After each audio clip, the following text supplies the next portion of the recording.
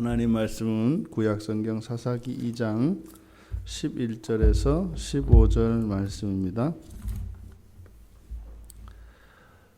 사사기 2장 11절에서 15절까지 우리 같이 한 목소리로 함께 읽겠습니다.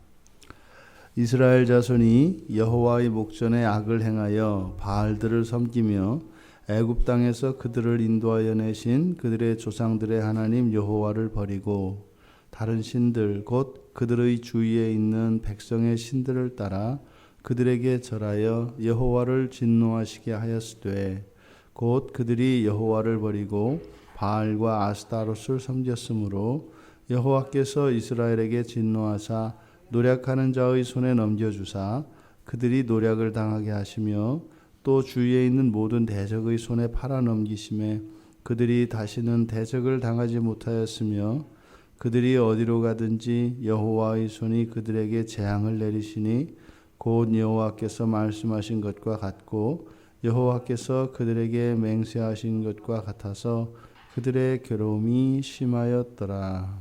아멘.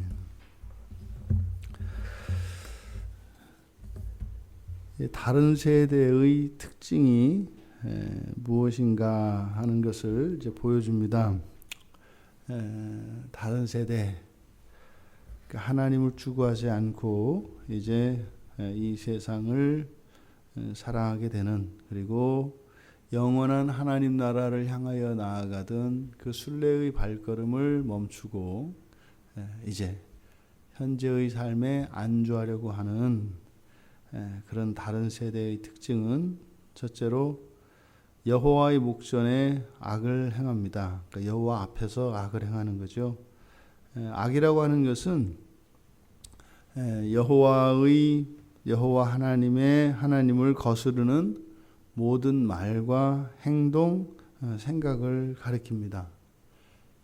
그래서 성경에서 악이라고 규정하는 것은 하나님 말씀에 온전히 순종하지 않는 모든 것을 악이라고 하지요. 그리고 두 번째는 바알들을 섬긴다, 이렇게 되어 있습니다. 여기에 보면 이제 대조가 나타나는데 이스라엘 자손이 악을 행하고 여호와의 목전에서 악을 행하고 그리고 바알들을 섬기고 이렇게 되어 있습니다. 그러니까 하나님 말씀을 듣지 않고 떠나는 것은 오직 여호와, 그러니까 여호와 단수, 그리고 섬기는 바알들은 복수, 이렇게 되어 있습니다. 딱 그것만 안 한다 이 말이에요. 딱 하나님 말씀만 들으면 되는데 하나님 말씀만 안 하고, 그리고 나머지 다른 신들, 이 거짓 신들은 다 따른다 이 말입니다. 그러니까 오직 여호와 한 분 단수와 바알들 복수가 대조가 되고, 또 악을 행하다 하는 것과 섬기다, 이게 또 대조가 일어납니다. 그러니까 여기서 바알들이라고 한 것은 이 바알이 대표적인 남신이기 때문에 다른 여러 신들을 말하는 겁니다. 그러니까 바알 신을 의미하는 것이 아니라 많은 신들이에요. 많은 신들. 그러니까 여호와만 아니면 돼요.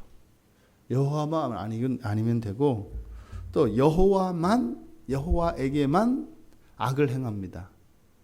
그리고 여호와가 아닌 다른 모든 신들은 다 섬깁니다.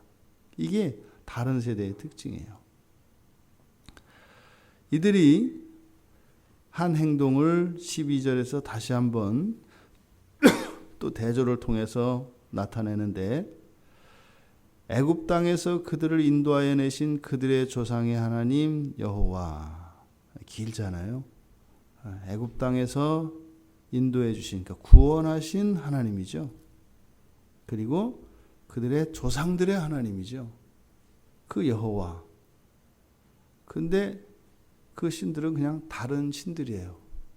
바꿔 말하면 우리를 구원하지 않은 신들, 우리의 조상의 신들이 아닌, 신이 아닌 다른 신, 이렇게 되는 겁니다. 그러니까 그 하나님을 버리고 이렇게 돼요. 구원하셨고 조상들의 하나님인 여호와를 버리고, 그리고 다른 신들은 따라갑니다. 다른 신들을 따라갑니다. 여기서 하나님을 떠나서, 여호와 하나님을 떠나서 다른 신들을 따라가는 그 결국은 그들에게 절을 하는 겁니다. 여기서 절하다라고 하는 이 사하라고 하는 단어는 예배하고 숭배하는 행위입니다. 그리고 여기서 섬긴다라고, 여기서 절한다라고 하는 이것은 그냥 스스로 종이 되어서 그것을 위해서 하는 모든 행위, 단지 예배와 제사 이런 것만 포함하는 것이 아니라 스스로 종이 되어서 봉사하고 섬기는 모든 것을 나타냅니다. 그냥 이해할 수 없는 상황입니다. 오직 여호와 말씀만 거스르고 여호와만 떠나서 멀리 있는 다른 신들을 찾아갑니다. 그리고 그 앞에 가서 꿇어 경배하고 스스로 종이 되어 다른 신들을 섬긴다. 그러니까 지금 이 이스라엘 백성들이 하는 행동은 사실은 이해할 수가 없는 행동이에요. 왜냐하면 이스라엘 백성이 가나안 땅에 들어오기 전부터 이미 고대 근동에서는 출애굽 당시에 있었던 사건들로부터 여호와 하나님, 야훼, 여호와라고 하는 이 이스라엘의 하나님에 대해서 소문이 파다합니다. 그 어떤 신들보다 뛰어난 신이시며, 그래서 그 신의 보호를 받는 이스라엘 백성들을 두려워하고 있단 말이죠. 그런데 오직 이스라엘 백성만 여호와를 그렇게 두려워하지 않아요. 그리고 여호와만 아니면 다 돼요. 이게 지금 다른 세대의 특징입니다. 뭐 어떻게 이런 일이 일어날까요? 이것은 이성적으로도 맞지 않고, 또 우리가 이렇게 감정적으로 생각을 해봐도 인정적인 측면에서도 일어날 수가 없는 일이에요. 아니, 나를 구원해주고 또 우리 조상 대대로 섬기던 하나님인데 그걸 왜 버리냐 말이죠. 그 하나님이 뭐 매일같이 무슨 재물을 요구하고 막 벼락을 막 때리고 이게 막 변덕을 부리고 이러면 너무 섬기기가 어려워서, 요구하는 게 너무 많아서, 그리고 그 여호와 하나님을 섬기는 일에 너무 대가가 크니까 떠나면 떠날 수 있어요. 근데 없어요. 뭐 겁을 주는 하나님도 아니고 없어요. 다만 하나님께서는요, 축복과 저주를 선언하시면서 여호와 하나님의 말씀을 순종하고 그것을 지켜 행하면 하나님께서 형통의 복을 주시고 또 하늘에 있는, 그리고 땅에 있는 모든 복을 다 주시겠다고 약속한 것 뿐입니다. 불만을 품을 수 있다면 딱 그거죠. 불순종해도 그렇게 해야지 왜 꼭 순종해야만 그렇게 하냐 이거죠. 불순종해도 똑같이 줘야지. 뭐 순종하면 그렇게 하고 왜 불순종하면 안 주느냐. 요거는 이제 뭐 핑계를 댈 수가 있어요. 말이 안 되는 거죠. 우리들이 오늘날을 살아가는 우리 그리스도인들의 삶을 생각을 해보세요. 가만히 냉정하게요. 그러니까 우리들의 행위를 이게 뭐 스스로 점검해보자 이런 것이 아니라, 그러니까 이성적으로 가만히 생각을 해보라는 거죠.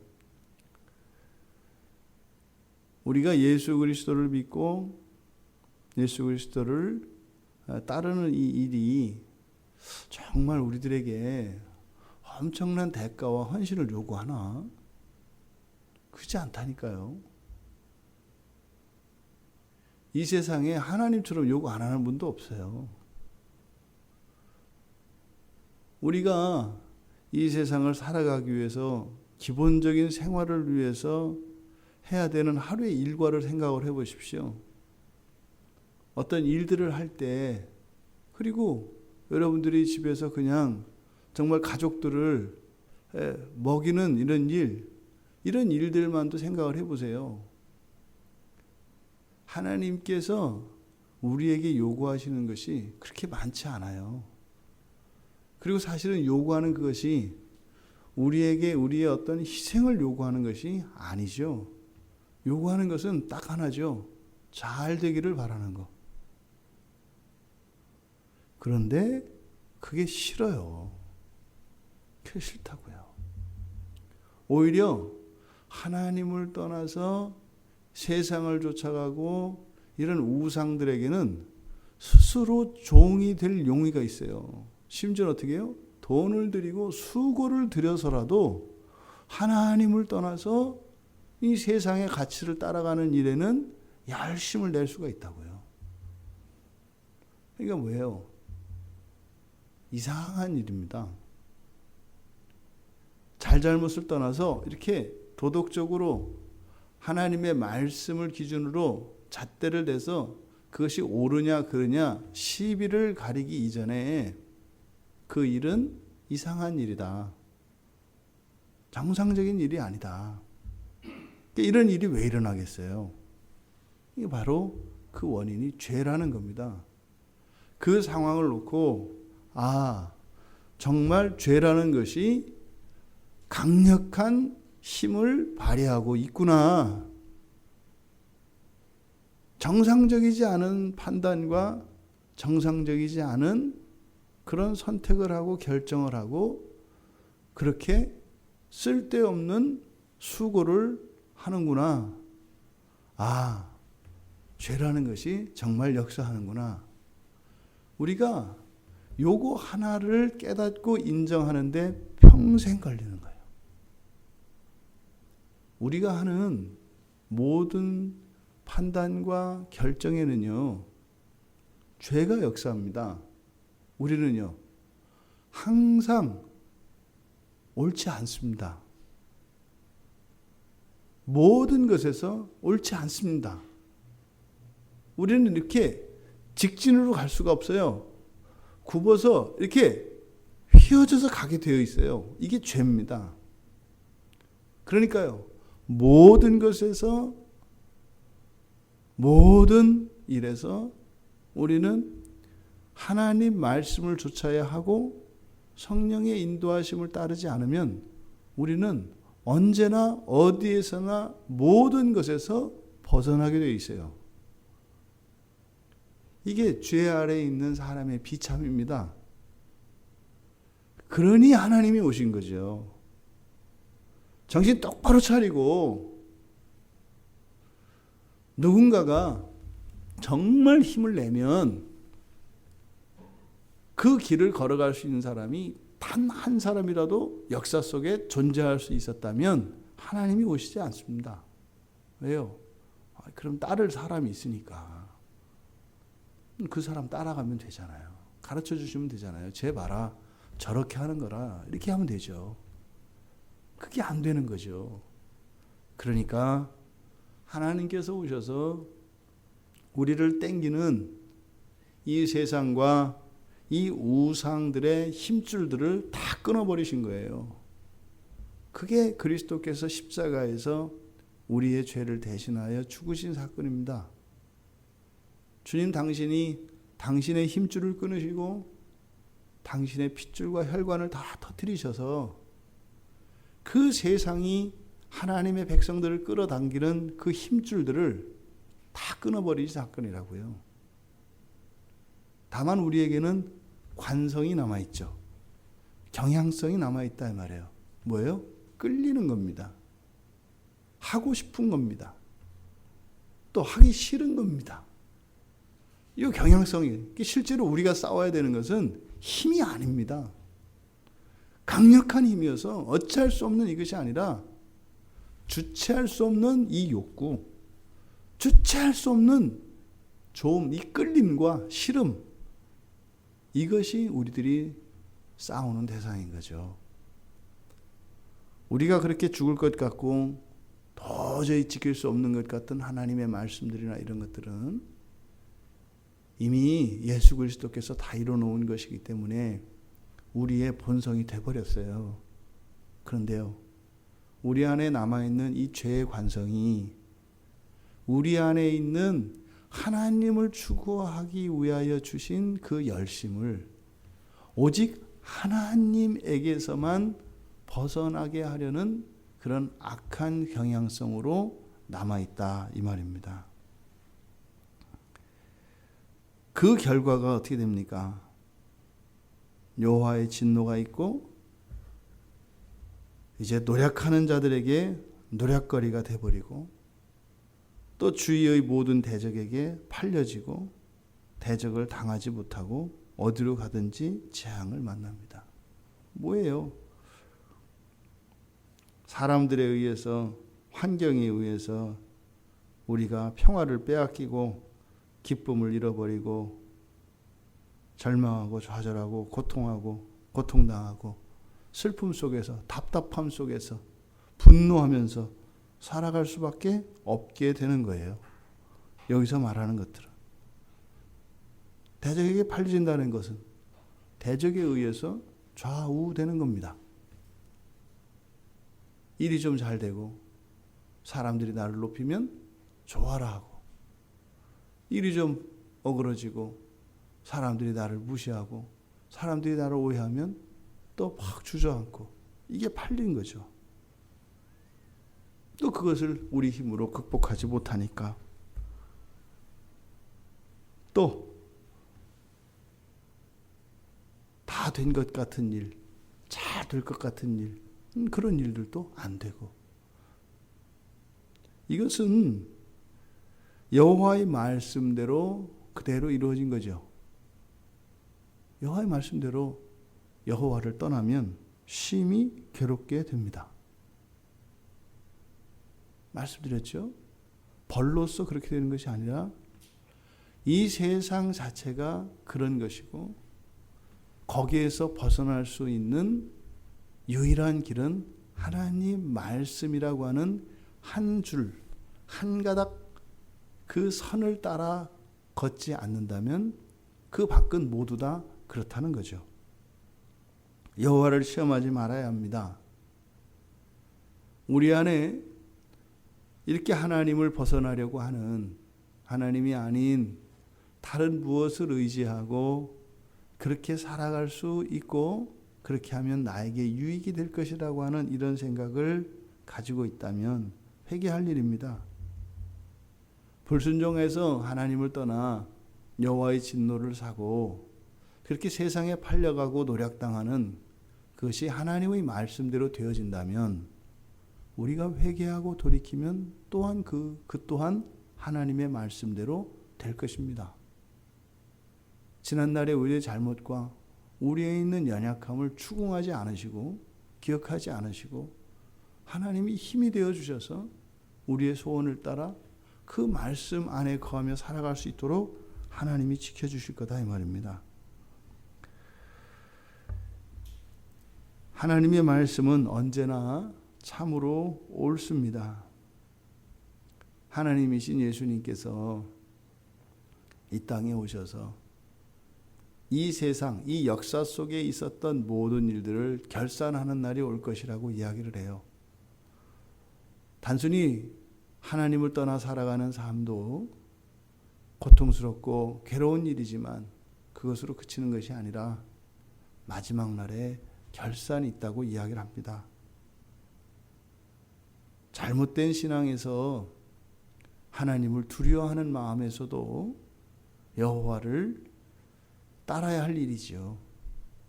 하지만 그 하나님의 무한한 사랑, 십자가에서 보여주신 그 하나님의 무한하신 자비하심 안에서 우리가 더욱 힘을 내고 하나님의 말씀을 따라야 할 것입니다.